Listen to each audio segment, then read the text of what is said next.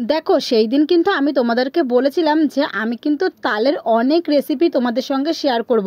যেরকম কথা সেরকম কাজ, আমি কিন্তু কথা রেখেছি। তো আজকেও কিন্তু আমি তালের আর এক অন্য ধরনের রেসিপি নিয়ে আসলাম। আর এই রেসিপিটা কিন্তু আমি জীবনে প্রথমবারই খেয়েছি বলতে পারো, আর প্রথমবারই আমাদের বাড়িতে বানানো হয়েছে। কি সেইটা, আজকে আমরা বাড়িতে বানিয়েছি তালের লুচি। হ্যাঁ, তাল দিয়ে অনেক কিছু করা যায় শুনতাম, কিন্তু আমরা বাড়িতে তালের বড়া ছাড়া এছাড়া আর কিছুই করতাম না। কিন্তু এই বছরে আমার মা তাল দিয়ে অনেক কিছু রেসিপি করবে। চলো তালের লুচি কিভাবে বানায় সেটা তোমাদেরকে দেখায়। প্রথমেই এখানে কিছুটা পরিমাণে ময়দা নিয়েছে, তার মধ্যে 1 চিমটে নুন, কিছুটা পরিমাণে চিনি আর অল্প পরিমাণে রিফাইন অয়েল দিয়ে খুব ভালো করে কিন্তু এটা ময়াম দিয়ে ময়দাটা মেখে নিয়ে, এরপর ময়দাটার উপরে দিয়ে দিলাম তালটা দিয়ে কিন্তু খুব ভালো করে ময়দাটা মেখে নিতে হবে। আর দেখো পুরো ময়দাটা মাখা হবে কিন্তু তাল দিয়ে। আর এখানে সামান্য পরিমাণে আমি জল ইউজ করেছি, তোমরা না চাইলেও কিন্তু জল নাও দিতে পারো। কিন্তু কত সুন্দরভাবে দেখো এখানে ময়দাটা মাখা হয়েছে। আর ময়দাটা যেন যত ভালো মাখা হয় তত সুন্দর লুচি ফোলে। তো এখানে ময়দাটা তো মাখা হয়ে গেছে, এইবারে লেচি করছে। আর তালের যে কালারটা, সেই কালারটা কিন্তু এসেছে, সেটা কিন্তু তোমরা দেখতেই পাচ্ছ। আর খুব সুন্দর একটা গন্ধ দিয়েছিল, কিন্তু পুরো একদম মনে হচ্ছিল সত্যি সত্যি এটা মানে তাল দিয়ে যেহেতু লুচিটা করা হয়েছে না, সেই একটা ফ্লেভার যে রয়েছে, সেই গন্ধটা কিন্তু দারুণ এসেছিল। তো এখানে লেচিগুলো করা হয়ে গেছে এক এক করে। এইবার দেখো এখানে সব কিছু লুচিগুলো বেলে নিচ্ছে মা খুব ভালো করে। আর লুচিগুলো কিন্তু সেদিনকার অনেকটা ফুলেছিল, খুব সুন্দরভাবে লুচিগুলো কিন্তু ফুলেছিল। তো চলো এবার লুচিগুলো আমরা ভালো করে ভেজে নিই। প্রত্যেকটা লুচি কিন্তু একদম গোল হয়েছিল। আর দেখো প্রত্যেকটা লুচি একদম বেলা কমপ্লিট হয়ে গেছে। এইবারে শুধু ছাকা তেলে লুচিগুলো ভেজে নিলে রেডি হয়ে যাবে।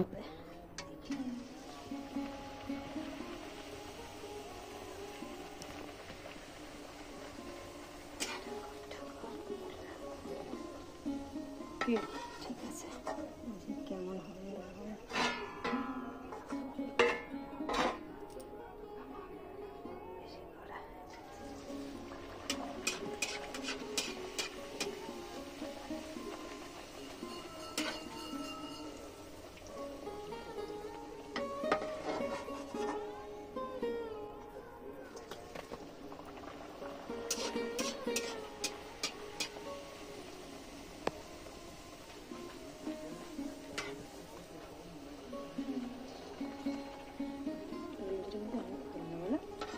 দেখলেই তো প্রত্যেকটা লুচি কত সুন্দর দারুণভাবে কিন্তু ফুলেছে। আর এখানে দেখো একদম তালের লুচি কিন্তু কমপ্লিট হয়ে গেছে, তালের লুচি ভাজা। আর লুচিগুলো দেখে তো আমার যা দারুণ লাগছে। কিন্তু এইবার কথা হচ্ছে, দেখো শুধু কি তালের লুচি খাবো, তার জন্য কিন্তু আমরা এখানে বাড়িতে মা আমাদের জন্য বানিয়েছিল আলুর তরকারি।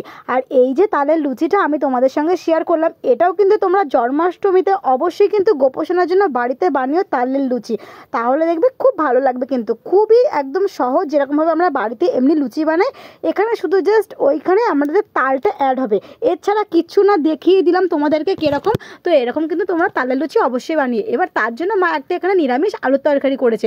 আলুর তরকারিটাও সেদিনকার কিন্তু দারুণ টেস্টি হয়েছে। প্রথমেই এখানে কালো জিরা আর শুকনো লঙ্কা ফোড়ন দিয়েছে, তার মধ্যে দিয়েছিল কারি পাতা, কাঁচা লঙ্কা, টমেটো ফোড়নে দিয়ে এবারে কেটে রাখা ছোটো ছোটো করে আলু, সেগুলো দিয়ে খুব ভালো করে নাড়াচাড়া করে এতে নুন আর হলুদ দিয়েছে।